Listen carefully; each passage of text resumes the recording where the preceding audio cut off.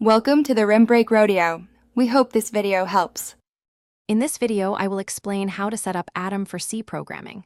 First, download and install the Atom text editor from its official website. Next, ensure you have a C compiler, such as GCC, installed on your system.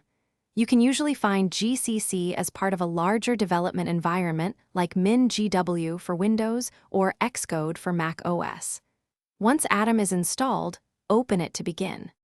Now, let's enhance Atom's capabilities for C. Go to Atom Settings, then navigate to the Install tab. Search for and install the Language C package, which provides syntax highlighting and snippets. Next, install linter GCC to get real-time feedback on your code. Finally, Autocomplete Clang can offer intelligent code suggestions, significantly speeding up your development process. With the packages installed, it's time to configure linter GCC. In Atom Settings, find linter GCC under the Packages tab and click Settings. Here, you'll need to specify the full path to your GCC compiler executable. This allows the linter to correctly analyze your C code. You can also adjust other settings, like the C standard it should use, to match your project requirements.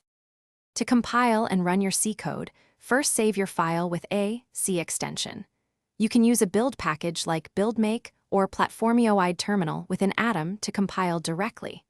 Alternatively, open your system's terminal and navigate to your project directory.